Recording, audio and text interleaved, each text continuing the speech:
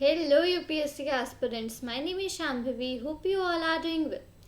So, last video में हम लोग चैप्टर नंबर 7 पढ़ रहे थे that is of class 6 from NCERT of history Ashoka the emperor who gave up the war, right. So इस respective chapter में हम लोगों ने अभी तक कुछ इंपॉर्टेंट चीज़ें ऑलरेडी पढ़ ली थी, जैसे कि a very big kingdom and empire, what is dynasty, फिर how are empires different from kingdoms, ruling the empire, tribute, ये सारी चीज़ें हम लोग ऑलरेडी इस चैप्टर में पढ़ चुके थे. ठीक है, तो आज हम लोग यहाँ से स्टार्ट करेंगे the emperor and the capital city. ठीक है, द एम्परर और capital city. Megasthenes was an ambassador who was sent to the court of Chandragupta by the Greek ruler of West Asia named Seleucus Nicator. ठीक है, अब मेगास्थनीज एक person था, एक ambassador था जिसको कि भेजा गया था चंद्रगुप्त के कोर्ट में. जिसको किसने भेजा था? ग्रीक रूलर थे वेस्ट एशिया के, जिनका नाम था सेल्यूकस निकेटर. ठीक है, सेल्यूकस निकेटर, उन्होंने मेगास्थनीज को भेजा था द कोर्ट ऑफ चंद्रगुप्त में. ठीक है, Megasthenes wrote an account about what he saw. Megasthenes ने एक छोटा सा समरी, एक छोटी सी पैराग्राफ लिखा इस बारे में कि उसने वहाँ पर क्या देखा. तो उसी का यहाँ पर जो डिस्क्रिप्शन है, उसी का एक पार्ट यहाँ पर मेंशन है. ठीक है, उसको पढ़ते हैं. The occasions on which the emperor appears in public are celebrated with grand royal processions. अब जो ओकेशंस जो होती थी जिसमें कि जो एम्परर होता था वो पब्लिक में आता था, तो उनको बहुत शानदार, बहुत रॉयल चीज़ों के साथ सेलिब्रेट किया जाता था. बहुत शानदार तरीके से उनको उन ओकेशंस को सेलिब्रेट किया जाता था. He is carried in a golden palanquin. अब जो राजा था उसको एक गोल्डन प्लैंक्विन, मतलब प्लैंक्विन के आप एक मतलब कावर टाइप का था, उसमें आप समझ लो उसमें राजा को लेकर के उसमें राजा को कैरी किया जाता था. ठीक है, His guards ride elephants decorated with gold and silver. उसके जो गार्ड्स होते थे वो एलिफेंट्स राइड करते थे जिनको कि गोल्ड और सिल्वर से डेकोरेट किया जाता था उन एलिफेंट्स को. ठीक है, some of the guards carried trees on which live birds including a flock of trained parrots circle about the head of the emperor. कुछ गार्ड्स जो होते थे वो ट्रीज को कैरी करते थे जिसमें कि बर्ड्स वगैरह होती थी. बर्ड्स जो लाइव बर्ड्स, मतलब कि जो जिंदा होती थी वो होती थी, कोई आर्टिफिशियल नहीं. ठीक है, लाइव बर्ड्स होती थी. और एक पैरट्स का एक फ्लॉक होता था. पैरट्स को ट्रेन किया जाता था और उन पैरट्स का एक झुंड होता था जो कि एम्परर के सर पे ऐसे सर्कल करके इसमें पूरे घूमा करते थे वो पैरट्स. ठीक है, the king is normally surrounded by armed women. और जो किंग था वो नॉर्मली आर्म्ड वुमेन, मतलब कि आर्मी की जो वुमेन्स वगैरह थी उनसे घिरा हुआ होता था जो किंग था. He is afraid that someone may try to kill him. वो इसलिए ये सब करते थे, मतलब आर्म्ड वुमेन्स वगैरह से होते थे, क्योंकि उन्हें ये डर था कि कोई उन्हें मारने की कोशिश कर सकता है. ठीक है, he has special servants to taste the food before he eats. उसके पास स्पेशल सर्वेंट्स होते थे खाना को टेस्ट करने के लिए, उससे पहले कि वो खाना खाए. उसके जो सर्वेंट्स होते थे, स्पेशल सर्वेंट्स, वो उस खाने को टेस्ट करते थे, उसके बाद ही राजा उस खाने को खाते थे. And never sleeves in the same bedroom for 2 nights. और 2 रातों के लिए भी वो एक सेम बेडरूम में नहीं रहते थे. अपना बेडरूम हर रात अपना बेडरूम चेंज करते थे. एक बेडरूम में एक रात से ज़्यादा नहीं सोते थे. तो इस तरीके का कुछ नज़ारा होता था वहाँ पे जब कोई ओकेशन होता था और एम्परर पब्लिक में आते थे. इस तरीके की वहाँ पे चीज़ें होती थी. अब पाटलिपुत्रा के बारे में भी उन्होंने लिखा, जो कि मॉडर्न पटना है आजकल, तो उसके बारे में भी लिखा. उसके बारे में पढ़ते हैं कि एक बहुत ही बड़ी और बहुत ही ब्यूटीफुल सिटी है.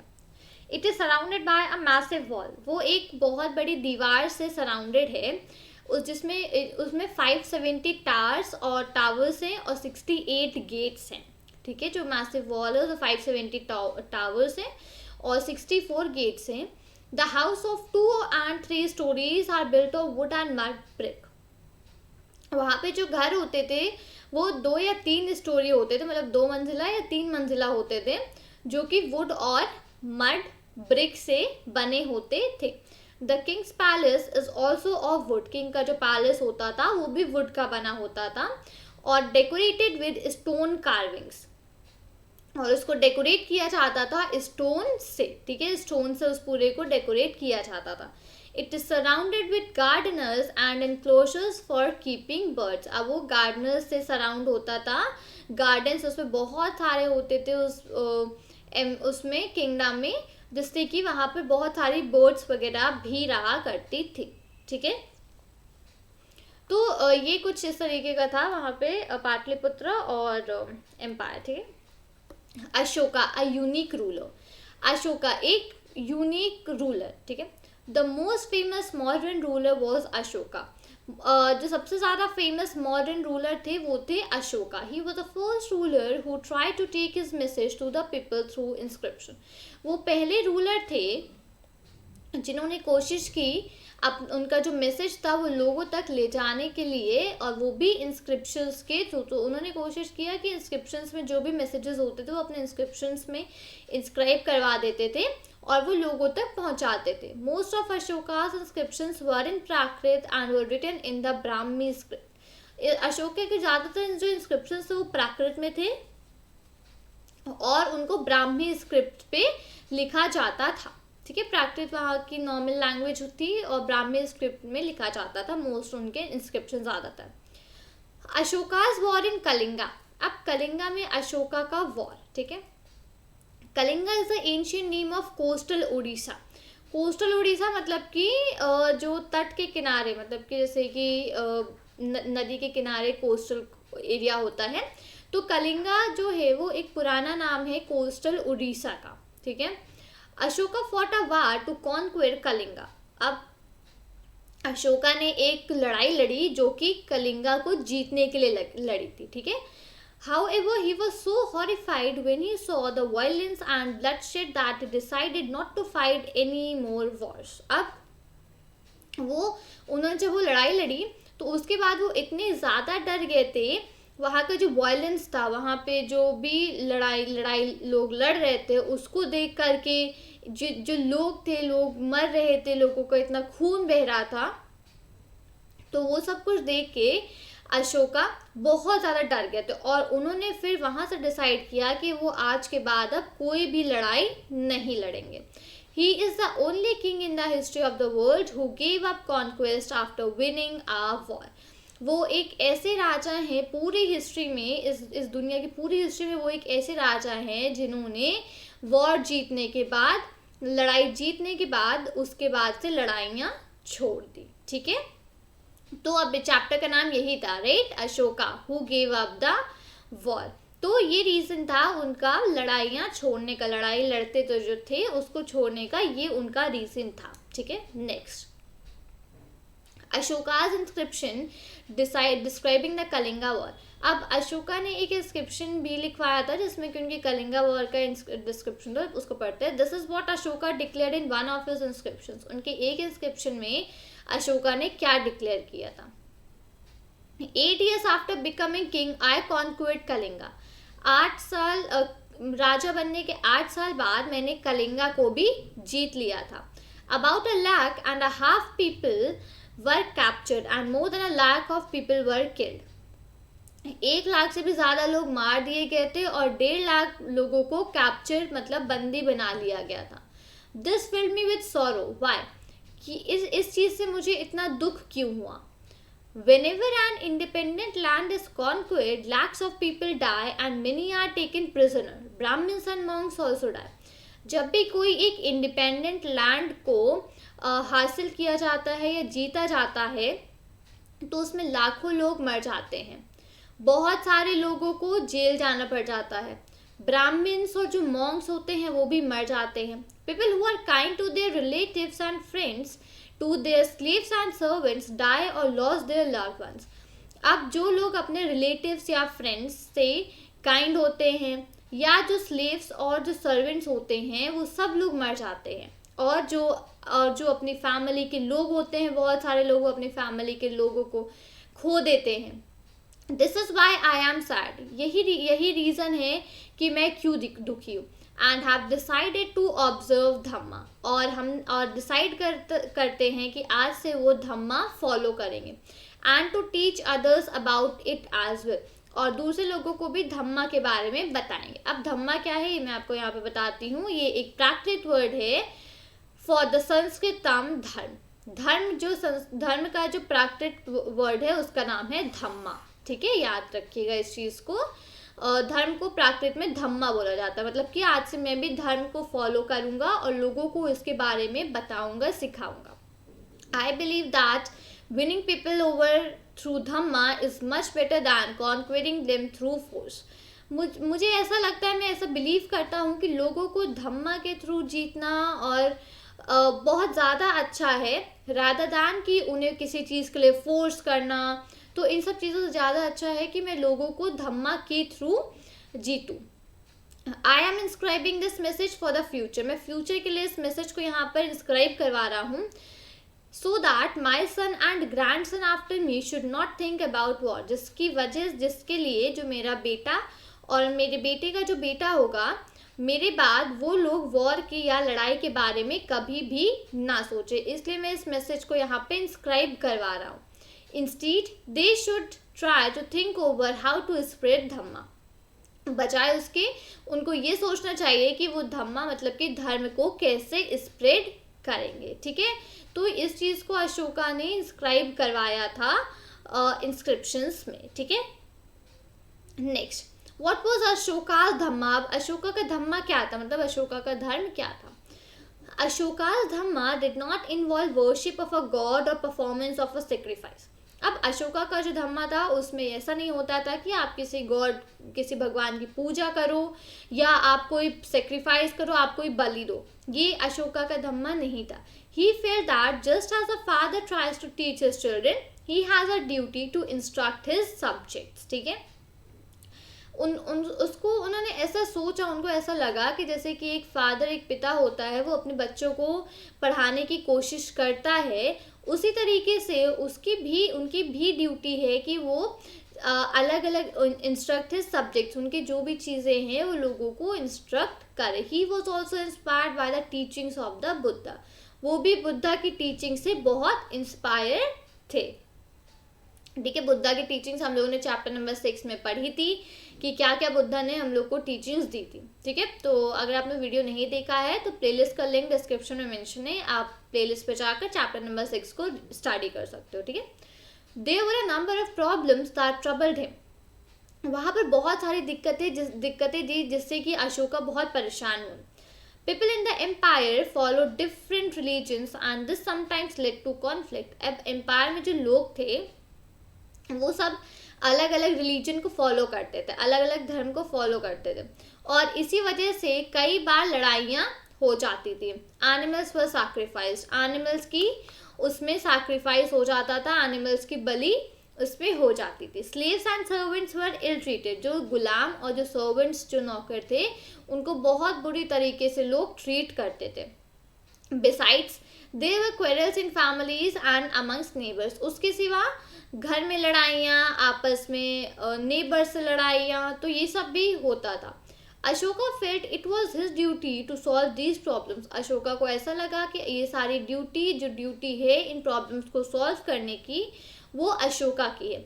So he appointed officials known as the dhamma महामत्ता।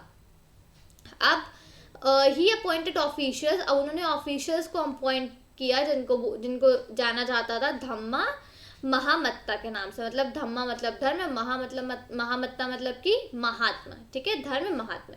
Who went from place to place teaching people about dhamma, जो कि एक जगह से दूसरी जगह जाते थे, लोगों को धम्मा मतलब धर्म के बारे में सिखाते हुए एक जगह से दूसरी जगह जाया करते थे। Besides, Ashoka got his messages inscribed on rocks and pillars, instructing his officials to read his message to those who could not read it themselves. और जब तक वो जो धम्मा महामत्ता थे, वो लोगों को एक जगह दूसरी जगह लोगों को सिखाने जाते थे। जब तक अशोका ने क्या किया, अशोका ने जो मैसेजेस उनके थे वो रॉक्स और पिलर्स में इंस्क्राइब करवा दिए, रॉक्स और पिलर्स में लिखवा दिए, जो कि वहाँ पे रॉक्स और पिलर्स पे उन्होंने लिखवा दिए। अब वहाँ पर कुछ ऑफिशियल्स भी अपॉइंट किए गए कि जो लोग खुद इनको जो भी मैसेजेस वगैरह लिखवाए हैं अशोका ने, जो लोग खुद इनको ना पढ़ पाएँ, तो वहाँ पर ऑफिशियल्स भी अपॉइंट कर दिए गए कि आप उनको पढ़ के समझाइए कि इसमें जो हमने इंस्ट्रक्शंस लिखवाए हैं पिलर्स और रॉक्स पे, तो इनका क्या मतलब है। तो उसके लिए ऑफिशियल्स भी अलग से अपॉइंट कर दिए गए। Ashoka also sent messages to spread ideas about dhamma to other lands. Ashoka ने मैसेंजर्स को भी भेजा अलग अलग जगहों पे इन आइडियाज को स्प्रेड करने के लिए जो कि धर्म से रिलेटेड थे, such as Syria, Egypt, Greece and Sri Lanka. इन अलग अलग जगहों पे भी अशोका ने अपने मैसेंजर्स को भेजा। He built roads, dug wells and built rest houses. अब उन्होंने रोड्स बनाए, वेल्स को डग करवाया और रेस्ट हाउसेस को भी बनवाया। Besides he arrange for medical treatment for both human beings and animal. उसके सिवा उन्होंने इंसानों और जानवर दोनों के लिए ही मेडिकल ट्रीटमेंट्स को भी अरेंज करवा दिया। ठीक है, अब यहाँ पर ये एक पिक्चर बनी हुई है, इसको हम लोग समझते हैं कि ये क्या है। ये इनकी पिक्चर है रामपुरवा बुल की। Rampurwa bull. Look at this finely polished stone sculpture. This was part of a modern pillar found in Rampurwa, Bihar. इस इमेज को देखिए, जो स्कल्पचर बना हुआ है इसको देखिए कितना फाइन ये बना हुआ है। ठीक है, ये जो थी ये एक पार्ट था मॉडर्न पिलर का। मॉडर्न के जो पिलर्स थे उसका एक ये पार्ट था जो कि रामपुरवा में मिला बिहार में, और अब राइट नाउ इसको राष्ट्रपति भवन में प्लेस कर दिया गया। देखिए ये बहुत ही इंपॉर्टेंट चीज़ यहाँ पर एक है कि ये क्या थी, this was the picture of Rampurwa bull. ठीक है, ये कहाँ पे थी, सो ये एक पार्ट था मॉडर्न पिलर का जो कि रामपुरवा में मिला था बिहार में, और राइट नाउ अब उसको राष्ट्रपति भवन में प्लेस कर दिया गया है। तो ये एक चीज़ बहुत इंपॉर्टेंट है, इसको नोट डाउन कर लीजिएगा यहाँ पे। ठीक है, next Ashoka's messages to his subjects. Ashoka के सब मैसेजेस। ठीक है, people perform a variety of rituals when they fall ill, when their children get married and when children are born or when they go on a journey. अब जो लोग थे वो बहुत तरीके के रिचुअल्स, बहुत तरह के रीति रिवाज फॉलो करते थे जब या तो वो बीमार पड़ते थे या जो उनके चिल्ड्रन थे उनकी मैरिज हो जाती थी, या जब चिल्ड्रन बॉर्न होते थे, या जब वो कोई जर्नी पर जाते तब वो बहुत अलग अलग तरीके की रीति रिवाज फॉलो करते थे, परफॉर्म करते थे। These rituals are not useful. ये रीति रिवाज यूजफुल नहीं है। If instead people observe other practices this would be more fruitful. What are these other practices? अब अगर इन रिचुअल्स को फॉलो ना करके लोग दूसरी प्रैक्टिसेस को करें, दूसरी चीज़ों को फॉलो करें, तो वो ज़्यादा फ्रूटफुल, ज़्यादा हेल्पफुल, ज़्यादा अच्छा होगा। अब किस तरीके की practices? These are being gentle with slaves and servants, respecting one's elders, treating all creatures with compassion, giving gifts to Brahmins and monks. मतलब कि जो स्लेव, जो गुलाम और जो सर्वेंट्स होते हैं उनसे जेंटल रहना, मतलब कि उनसे बहुत आराम से बात करना, उनसे धीमे से बात करना, उनसे ढंग से रहना। इसका मतलब कि जो स्लेव्स और जो गुलाम और जो सर्वेंट्स होते हैं उनसे अच्छे से बात करना और उनसे ढंग से रहना। दूसरा, जो एल्डर्स है, जो आपसे बड़े हैं, उनकी रिस्पेक्ट करना। Treating all creatures with compassion, चाहे कोई भी हो, जितने भी लोग हैं यहाँ पे, जितने भी क्रिएचर्स हैं, सबको बहुत आराम से, सबसे बहुत अच्छे से ट्रीट करना। Giving gifts to Brahmins and monks, और जो ब्राह्मण्स और मॉन्क्स होते हैं उनको गिफ्ट्स वगैरह देना। It is both wrong to praise one's own religion or criticise another's. ये दोनों ही गलत है, या तो आप अपने रिलीजन को बहुत प्रेज कर रहे हो या आप दूसरे के रिलीजन को क्रिटिसाइज कर रहे हो। ये दोनों ही चीज़ें बहुत ज़्यादा गलत है। मतलब कि अगर आप अपने रिलीजन को ज़्यादा बढ़ावा दे रहे हो या आप दूसरे के रिलीजन पे गलत बातें बोल रहे हो, तो ये दोनों ही चीज़ें बहुत ज़्यादा गलत है। Each one should respect the others religion. हम लोग को एक दूसरे के रिलीजन्स को और रिस्पेक्ट करना चाहिए। वो जिस रिलीजन से बिलोंग करते हैं उसको रिस्पेक्ट करना चाहिए। If one praises one's own region while criticizing another's, one is actually doing greater harm to one's own religion. अगर कोई इंसान अपना जो रिलीजन है उसकी ज़्यादा तारीफ, उसको ज़्यादा बढ़ावा देकर दूसरे के रिलीजन को क्रिटिसाइज करता है, दूसरे के रिलीजन को भला बुरा कह रहा है, तो इसका असली मतलब ये होता है कि जो पर्सन है वो अपने खुद के रिलीजन को ही हार्म कर रहा है, अपने खुद के रिलीजन को ही दुख पहुंचा रहा है. Therefore, one should try to understand the main ideas of another regions and respect it. और इसके सिवा लोगों को दूसरे के जो रिलीजन होते हैं उसके आइडियाज़ को समझना चाहिए और उसको रिस्पेक्ट करना चाहिए. ठीक है. Pandit Jawaharlal Nehru, the first prime minister of India, read his edicts, मतलब his instructions still speak to us in a language we can understand and we can still learn much from him. पंडित जवाहरलाल नेहरू हमारे फर्स्ट प्राइम मिनिस्टर थे India के. Road, उन्होंने लिखा कि उनके instructions अभी तक इस लैंग्वेज में हैं कि हम लोग आज तक उसको समझ सकते हैं और आज भी हम उनसे बहुत सारी चीज़ें लर्न कर सकते हैं. ठीक है. नेक्स्ट यहाँ पर, अब यहाँ पे नीचे जो इमेज यहाँ पर दी हुई है ये है ब्राह्मी स्क्रिप्ट. ब्राह्मी स्क्रिप्ट, ठीक है, ये वाली है ब्राह्मी, अर्ली ब्राह्मी की. इस तरीके से पहले जो स्क्रिप्ट होती थी लिखी जाती थी. ठीक है.